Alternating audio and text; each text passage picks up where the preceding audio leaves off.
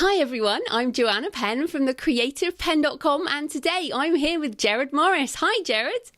Hello, Joanna. How are you? I'm great. It's so good to have you on the show. Just a little introduction.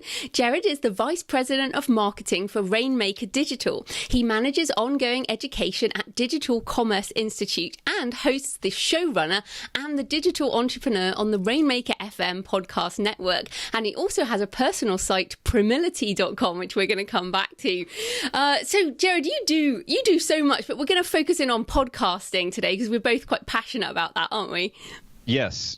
And of all the things I do, that's what I enjoy the most. So I can talk about it anytime. That is awesome. So I want to start, and your show, The Showrunner, is all about podcasting. So people can go listen to loads more stuff there. But first of all, why has podcasting become so prevalent now in terms of content marketing? What it's kind of been the last couple of years, hasn't it? It seems to have overtaken blogging, or has it? What are your thoughts? I don't know that it has overtaken blogging. I think there are really three reasons why it's gotten big. Number one, you kind of had that watershed moment for podcasting when Serial happened. And Serial was the podcast that kind of brought it into the mainstream, not necessarily for podcast creators, but for listeners. And obviously, as we know, when the demand goes up, when the audience grows in a particular medium, content creators like us are going to flock there and try to reach people. And so, Serial, and I had been producing podcasts for a long time, but Serial, for example, was when my wife first listened to a podcast. And that was kind of when I knew, because she's, was never really into consuming content online. But when she started listening to podcasts, I was like, okay, there's going to be a lot more people who are coming to do this. And so I think, that was definitely one reason.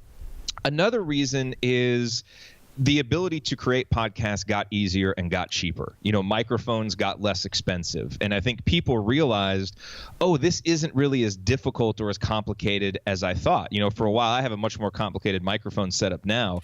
But for a while, I just had a Rode Podcaster mic that I plugged in via USB to my computer. And it wasn't that complicated. It actually surprised me how simple it was to get good enough audio, right? It wasn't like, the quality that you would hear from the local radio station, but it was good enough. And if your content is good enough and you have that minimum level of audio quality, you're going to be fine.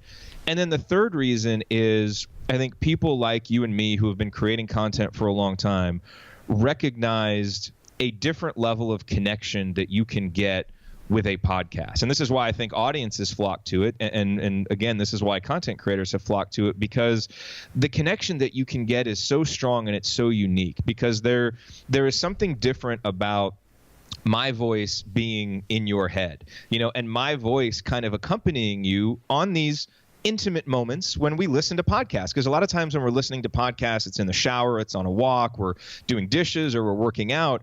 We're doing activities that typically we're only doing ourselves. And now we're, allowing, whereas before it might be music or it might be silence. Either way, there's still kind of that intimate feeling that develops there. And so I think the ability to create that feeling and that connection was really valuable and really attractive to content creators like us. And so I think those three reasons really started the podcast wave. And now, we've just seen it. It seems like every month it gets a little bit bigger and there's more podcasts out there. But just because there are more shows out there, that doesn't mean that the opportunity has passed you by. If you've been thinking about starting a podcast, not even close. Yeah, and we'll come back to that. But just so your wife, does she when she started listening to shows, did she listen on her phone? Yes. Mm-hmm. Because that's the other thing, isn't it? Before smartphones, it was you would have to download it on your computer and then sync to your MP3 device and then plug it in. And I think the biggest shift, for me personally, is having them on my phone. And it's much easier to try out shows, isn't it? Yes, and I'm glad you pointed that out. I often forget that and take that for granted because I've been listening to them on my phone for so long. But yes, that made it so much easier for someone like her who hadn't done something like that. I mean, it was just like, once she realized how to do it, it was just like punching up Spotify or Pandora and being able to listen. So that's a great point. Yeah, and that's why I get so excited about the kind of global internet coming to more developing countries, because when they get smartphones, it's all just going to go boom. So yes. talking about things kind of blowing up. So you mentioned very quickly there about how, we're not even touching, the growth side of things yet. So is it too late? Like, many people feel it's too late to start a podcast. Like, my show's been going since 2009. People feel like, oh, maybe they've missed the curve. So are there too many podcasts? Not at all.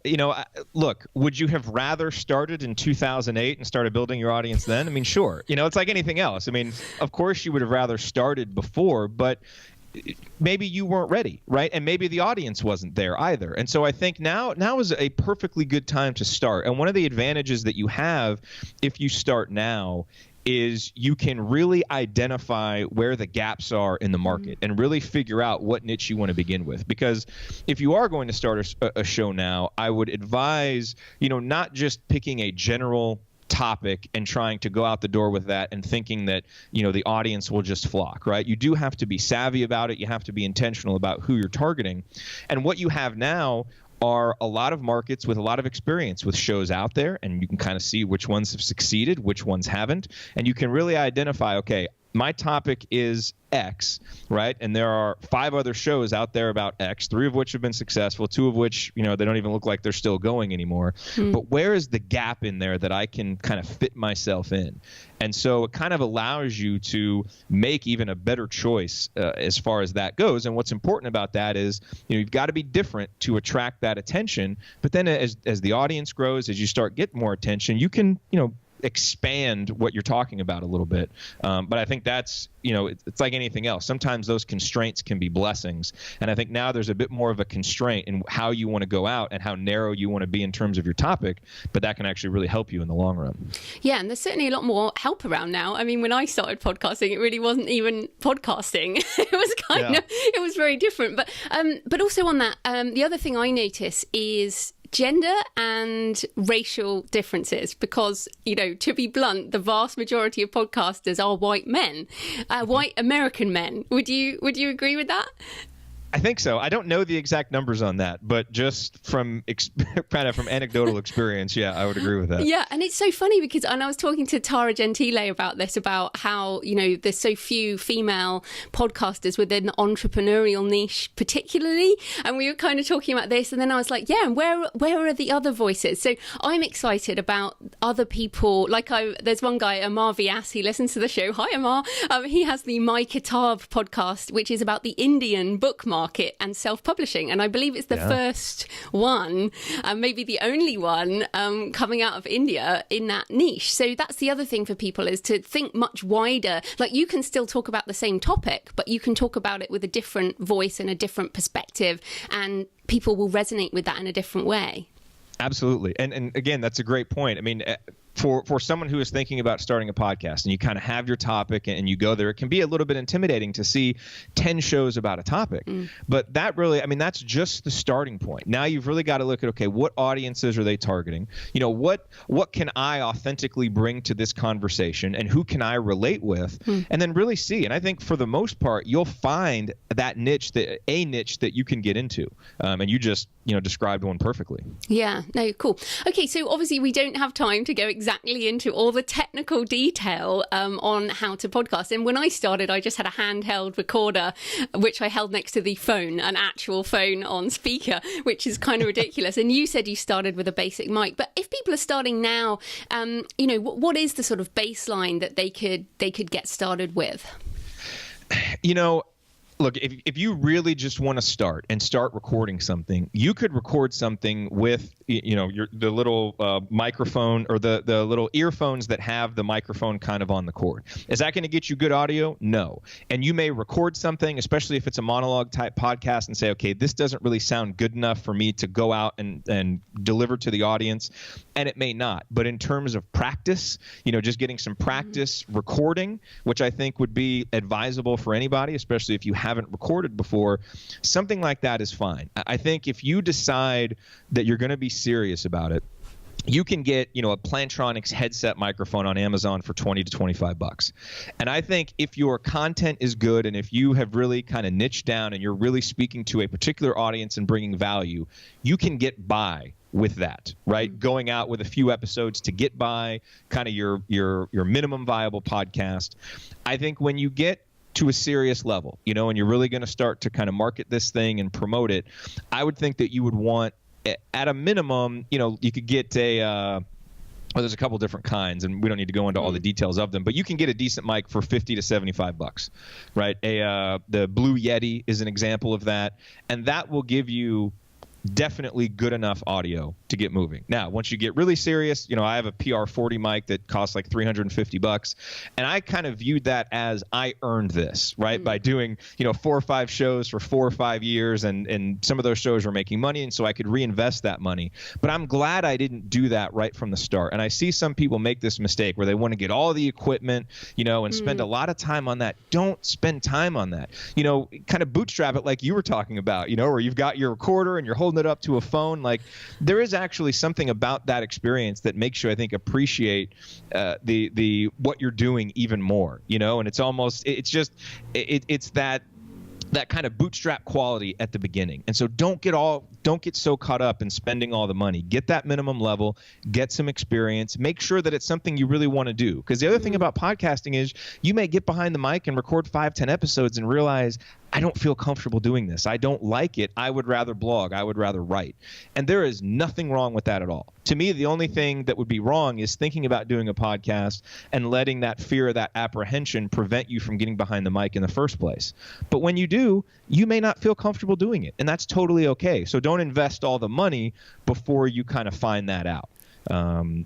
Overestimate what they need in the beginning. Yeah, I totally agree with you. And it's interesting there. So you mentioned practice, and you also mentioned the kind of fear. I still, now you and I have met in person, so I wasn't too afraid of this call, but I still get heart palpitations before I call someone for an interview. Like, I spoke to Stephen Pressfield this week, who's one of my kind of, I like worship the guy. and I'm so nervous, and I'm worried about the tech failing. I'm worried about like cocking up and just generally being terrible. And so I still have fear even all these years later. So I wonder, I mean, you've done so many. So what are the things that you have learned? Like, what are the biggest lessons around, interviews and tackling that fear? Well, the fear still comes. I actually appreciate the fear, because that kind of lets me know that I'm getting outside of my comfort zone a little bit. And if I had the chance to interview Stephen Pressfield, I would be terrified too. And that would be good, because that's, obviously that would be kind of a step up for me in terms of who I'm interviewing. And so I always want to feel that fear. Otherwise, I'm probably getting too comfortable and just producing the same content over and over again.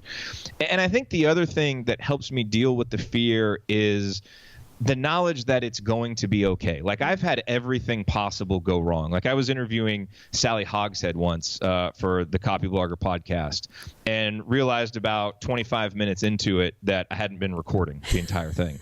And and I felt so bad, and I had to just stop in the middle and say, Sally, I'm sorry, but I haven't even been recording this. And she's a busy person, so I thought, well, I just blew my chance to get this interview. And she ended up being really nice about it, and we, recorded it later. And that, so that would have been terrible. And obviously then I used that to kind of learn and have a little checklist of things to make sure that I do before I record.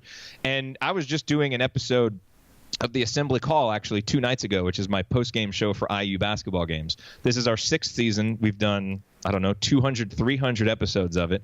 It's broadcast live, like on the radio and at sports bars in Bloomington. So there's a real live element to it. And right in the middle of the show, the cord for my microphone fell out. It just fell out. And I'm like, oh, man, and so, but just, because I've had those things happen, just didn't panic, put it back in, and was able to deal with it somewhat calmly, because, again, what's the worst thing that's going to happen? So I think sometimes we feel that fear and we think, oh, we must be doing something wrong because the fear is here. But I think the fear is that's the direction that we need to walk in. And then I think just doing it and going through everything that can go good and bad has really just kind of reps. It's like an athlete. You get more reps, you start to feel better, you start to feel more confident, you can adjust to whatever presents itself. And so I think podcasting is like anything else. There's no there's nothing that can replace just getting out and doing it. And you're probably going to stink at first. That's okay. I've never talked to a podcaster who hasn't been mortified listening to their early episodes. Oh, yeah. That's just, and it's probably the same thing with a blogger or a writer when you read, your earliest drafts, your earliest stories. But that's okay. We all have to start somewhere. And so, just embrace that and embrace that experience. And that's what will really help overcome the fears, just stacking up episode after episode. Yeah, the same applies to writing books, of course. Oh, yeah, I'm sure. So actually, the other thing I wanted to ask you about, one of the things I try and do is do my interviews earlier in the day for me, which is normally afternoon because it's the American morning, my afternoon, because if I get too tired, I can't bring energy into my voice. So is that something that you have to do? It's like you have to bring it. It's a kind of performance and you have to smile because people can hear it in your voice. Like, have you learned how to do that better? Absolutely. I mean, there are definite, techniques to being behind the mic that you will learn. And one of the hardest things, I don't know if you experience this, but I hate listening to myself. I can't stand it. Like listening back to old podcasts, just listening to my own voice. There's something very difficult about it. And I found that a lot of people feel this way. And I have finally now, after however many episodes it's been, gotten more comfortable doing that. And it really helps, to kind of identify, like, you hear how I just said, right there? Oh, I do it too. This is something that I've really been working on. And I find that if I don't listen to my own shows on a somewhat regular basis, I fall back into that old habit, that verbal crutch. I just did it again right there. And so that really helps. And I think what you say about it being a performance, absolutely. And so what's interesting about that is, for me, I try and actually schedule my interviews in the afternoon because I tend to have a more natural, just be kind of louder and more active as it is. And so I actually like doing that in the afternoon because I know that no matter what, I'll get like that if it's an interview. And so I would rather save, kind of my focus time to work in the morning. And so you kind of figure out how you are naturally and what works best for you. But yes, always be mindful of that reality. And this is why listening back helps too. All people have is your voice. And there have been several studies that have shown that the audience can actually hear subtle changes in your voice to tell if you're scared, to tell if you're afraid, to tell if you're excited, to tell if you're enthusiastic. You really can't hide as much in your voice as you think maybe you can. And so the more that you can practice and be natural and schedule your interviews like you do to fit the right time of day for you is extremely important, because when it's just your voice, there's nowhere to hide when that voice is inside the audience member's head, and they will follow your lead. If you seem bored by an interview, they will be bored by the interview, almost certainly, no matter how exciting your audience member is. They will follow your cue. So it's always important to be mindful of that. Yeah, which is great, and we're both smiling and happy on our show. Right. But a good question then from the other perspective, because you and I are pro podcasters, so when someone else invites us on the show, we know how to do the back and forth, and of course the Skype makes it easier because we can see body language too, which really helps. And sometimes when people do audio only, it's really hard. But I've had people on who literally cannot do an interview well.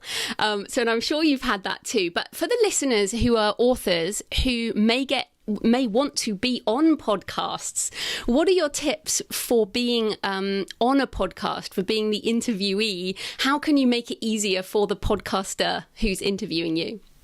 Boy, that's a great question. I think to a certain extent, the podcaster needs to help bring that out. And as you interview people, you will get better at this. And if you're doing a podcast, there are a couple things actually that I would say to help the person that you're interviewing. Number one, and you did this, is sending along some questions or letting the person know what to expect.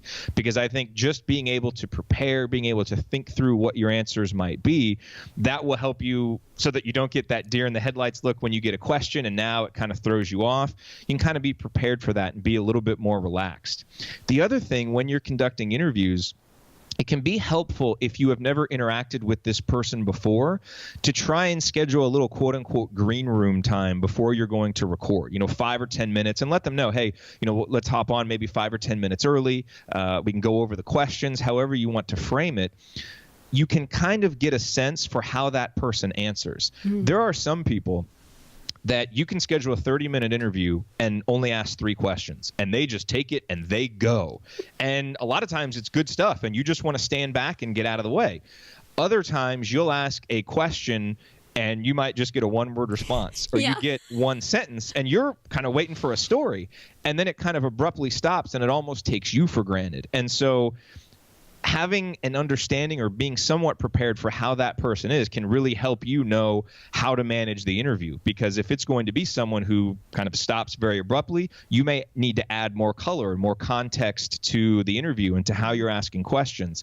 And it can really catch you off guard if it's your first time talking with someone and that just happens in the interview and you're caught. And I've done that before, and I'm not ready to ask the next question yet, and so you're kind of going on. So I think. And so on the point of the person being interviewed, if the podcaster who's interviewing has sent you a long questions, take 5-10 minutes and just, look at them and see, okay, these are all questions that I can answer pretty well. I've talked about this stuff before, but maybe there's not. Maybe there's a couple questions that dive a little bit deeper. And so you want to actually, write out a quick answer just so you've gone through the thought process before you're live there on the interview. That can really help.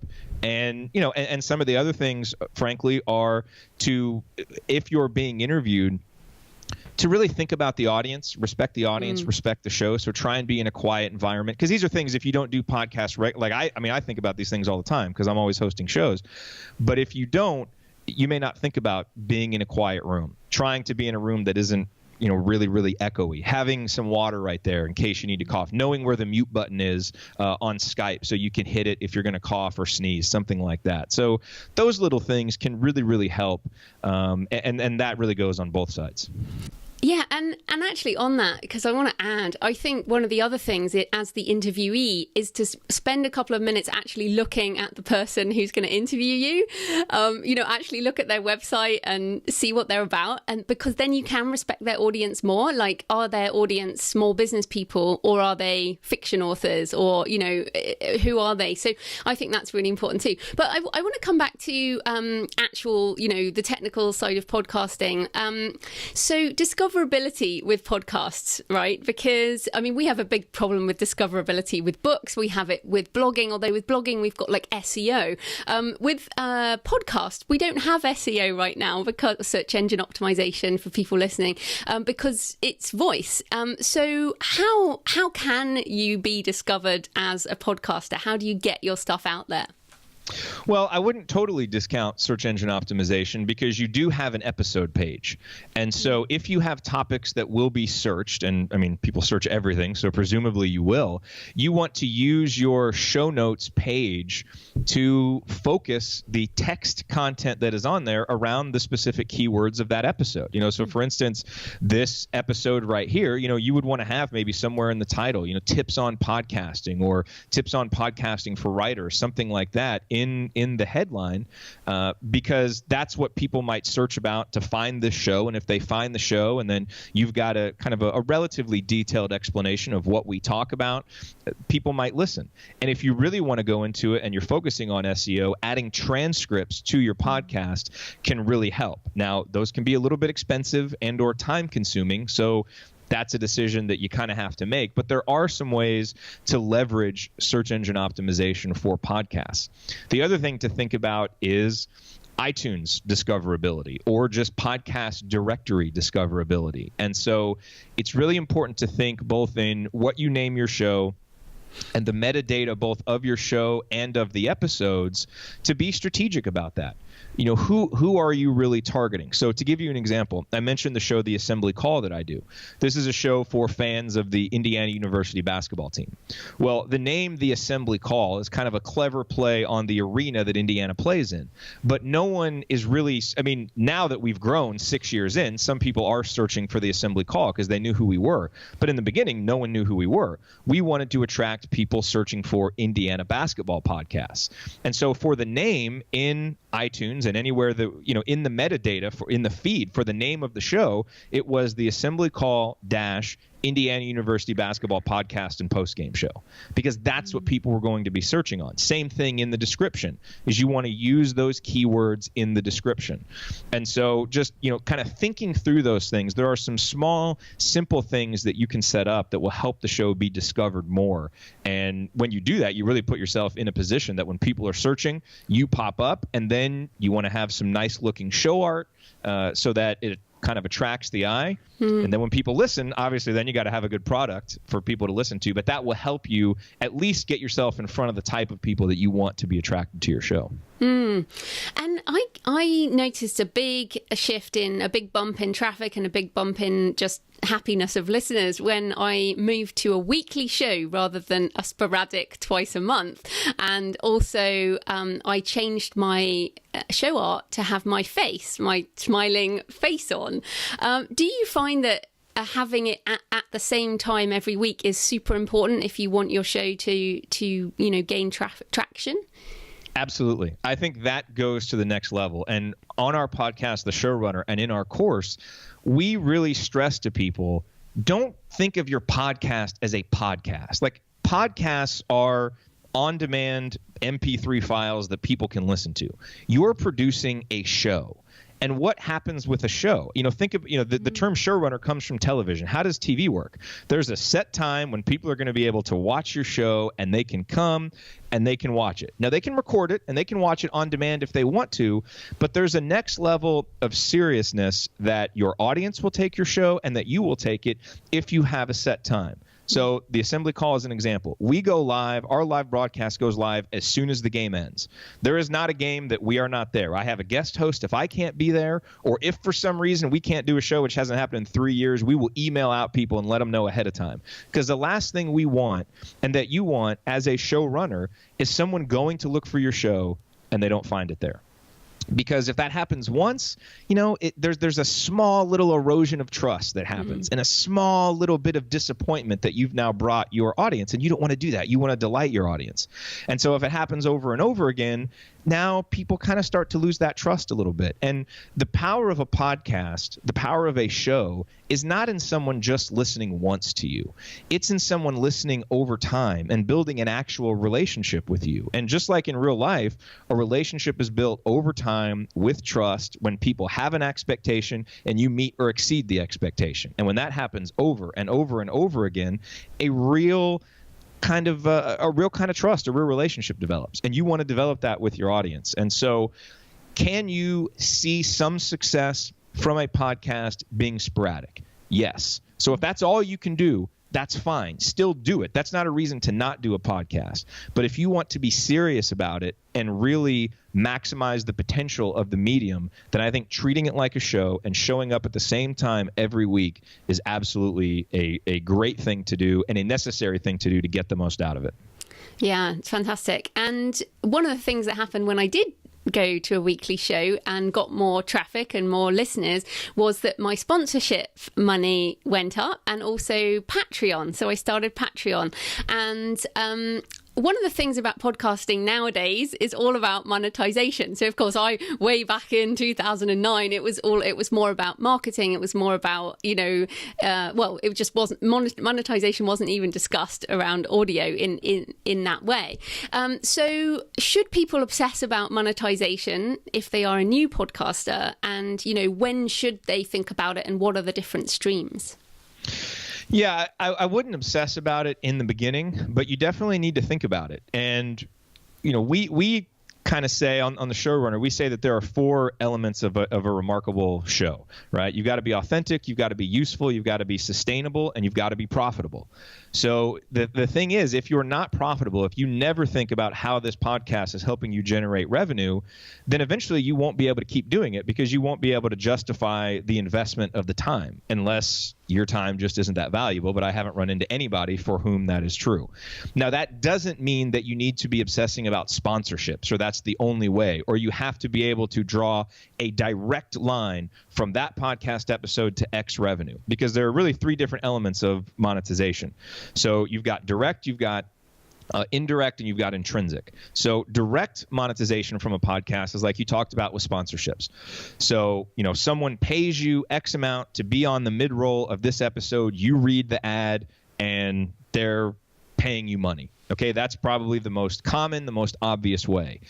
But I think the best way to monetize a podcast is to think about the indirect monetization that comes from it. And that's really using podcasts as part of your content marketing arsenal.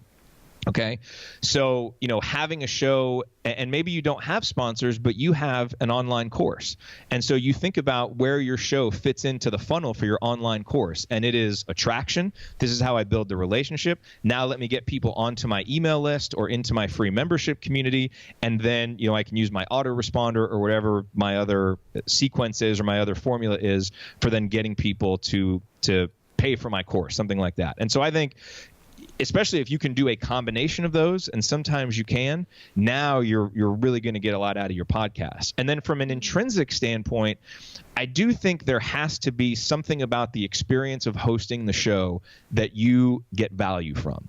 And so even if you're not making money from it, especially in the beginning, maybe it's the research value of preparing for the podcast that you get something out of. Maybe it's the connections, the networking connections you met. Like, you have a podcast, you just got to talk to Stephen Pressfield for 30, 45 minutes. Now that doesn't mean that you're best friends, but it does mean that if you have a question for him or something to send him in an email, it's now not just a random email. If you see him at a conference, you can, go talk to him. You build your network this way. And so there's that intrinsic value of, okay, I put in this half hour to do this podcast, but I actually got something out of it. Even if I never make a dime off of it, I got something out of it. And that's where, choosing your topic and choosing your format so that your preparation for the show gives you something above and beyond just the time that you put into it. That's really important. So those are kind of the three different levels. And, intrinsic isn't necessarily monetization, but it's something important to think about because there are benefits beyond the money, but you do at some point have to think about the money most likely, or you won't keep going. And if you don't keep going, now you don't have a sustainable show for your audience. And if you don't do that, they're not getting the usefulness out of it, and they're not responding to your authenticity. So they all kind of build on each other. Yeah, I totally agree. And I like to talk about monetization, but equally, I think it was 4 or 5 years before I made any direct money with the show. So, yeah, I mean, and I love doing this for the connection. And as introvert, you don't get to see people or talk to people much. It's like my social life.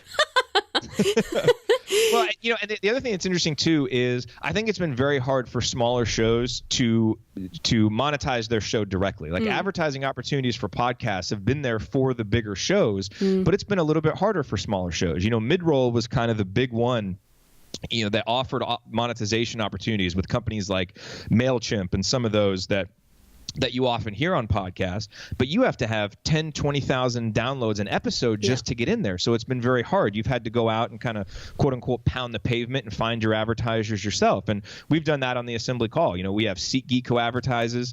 Just on Twitter, I reached out to a guy who has a t-shirt shop that I thought would be a nice fit. And after some emails, we, came to an agreement on a sponsorship package.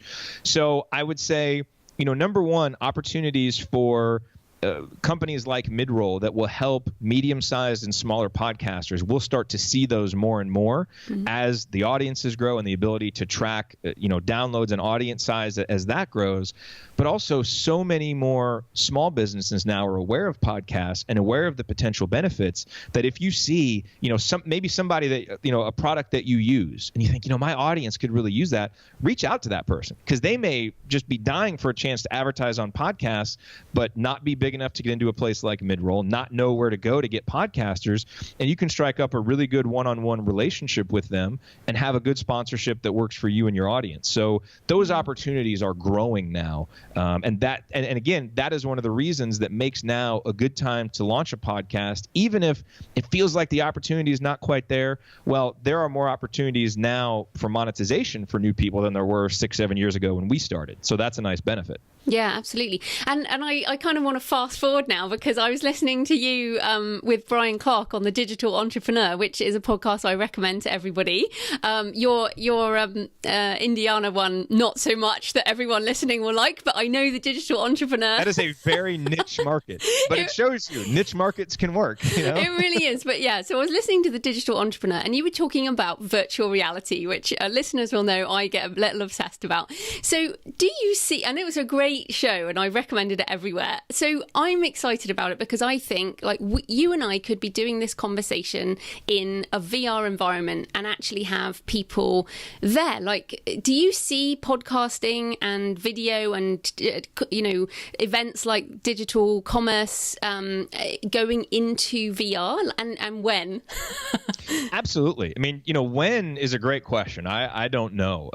But I would say it'll probably happen sooner than we think because it seems like all of that stuff is happening sooner than we think. And so, yes, I mean, I definitely think so. If you saw the demo that Mark Zuckerberg did, they kind of did their demo where he was up giving a presentation and showed, basically got into this virtual environment with people who weren't there. And I mean, it was like being in the same room. And so, you and I have talked about right now, we're looking at each other via Skype, how much that helps. Imagine if we were virtually in the same room. Now we could even see each other's body language a little bit more and it would be even better. And then I think, yes, the opportunity for people to actually watch that and it be like when we were at Digital Commerce Summit and everybody's out there in the audience, but for that to be done virtually, I think we will see that as the future of online education.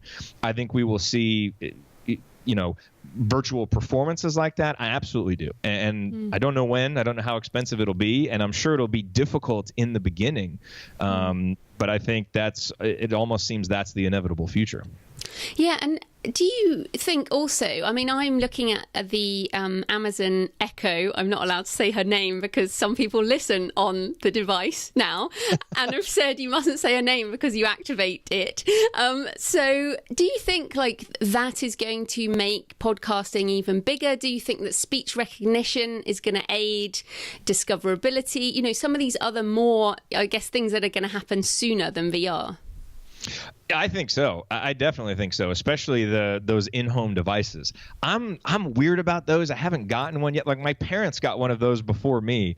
There's something to me weird about knowing that thing is always listening because it has. Once I recognize that it's always listening because it has to hear when I say you get over it. Yeah, and maybe I will. I probably do need to get over it. But yes, I think so because that is delivering answers via audio, and so I think it's just training us to be used to kind of having that disembodied audio there around us all the time, and not just music, but actually voices speaking to us. And so when we can just say, hey, dial up the next episode of play the next episode of The Digital Entrepreneur, and it knows that and it can play it. If I can do that while I'm washing the dishes, that'll help out a ton. So I think that, and the other thing that will really help with podcasting is the automobile. So that's kind of the next frontier is how do we get in the majority of cars the ability to punch up a podcast episode as quickly as punching up the AM radio station. And I think that will start to happen as we get more interactive consoles in cars and, AM, FM radio is just right there with iHeartRadio and, all the different ways that you listen to podcasts.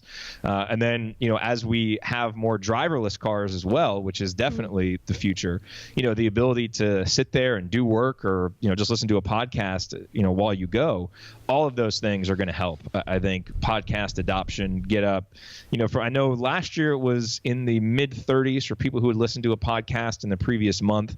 I haven't seen the new numbers, but I have to assume that it's just going to keep growing and that will continue future. It does make me think because, of course, the in-home devices at the moment are Amazon and Google are the main ones, and the Amazon Echo AI thing is now at CES is going to be in all these devices. But of course, podcasting is bigger on iTunes and Stitcher, for example. But to get into those devices, you can be on Spotify. So do you recommend that all podcasters try and get their content onto Spotify because that will go through those other devices? Yeah, I think that's a good recommendation. I'm actually glad you mentioned that because when they first announced podcasts, they were very selective in who they were adding. And I haven't gotten my shows into Spotify yet. Neither but I need to go. Yeah, I need to go back and look at that. But I do think getting it as many places as you can is going to be helpful. Like I just got a notification that one of my shows is going to be in iHeartRadio now, which is nice. And, so there are you make your show available just by having an RSS feed that is easy and getting it into iTunes, because a lot of these other ones will scrape from iTunes. And so that's certainly the most important one, and then Stitcher. But yeah, getting it into as many different directories as you can is good. And that just requires, going, and I would look on both an iPhone and an Android, find out where people are looking. Google Play is another great place that people want to be. And just make sure that your shows can be found there. And if they're not, go submit it, because it typically only takes a couple of minutes to submit, and then you're in. And you'll always, you're certainly not going to see your downloads go down, and you almost always see a nice little bump from those people who were there listening in using those platforms. Well, we could talk all day about this, but we are out of time. So where can people find you and everything you do online? Well, if anybody wants to connect with me on Twitter, my Twitter handle is @Jerod Morris, Jerod Morris. And any questions that you have about podcasting, I love to answer them. And then we also, at the Showrunner, if you go to showrunner.fm/report and enter your email address, we have a free report, The Beginner's Guide to Launching a Remarkable Podcast, which walks you through, how to choose a topic, how to figure out your audience of one. We talk about monetization stuff. So it's a lot of the stuff that's in our course kind of condensed and gives you the general overview. But for someone who's just starting out, it's a great guide for, here are the kinds of things I need to be thinking about to make sure, I put a good foot forward when I get started. So again, that's showrunner.fm/report. And we'd love to have people get on there and check that out. Fantastic. Thanks so much for your time, Jerod. That was great. Sure. Thank you, Joanna.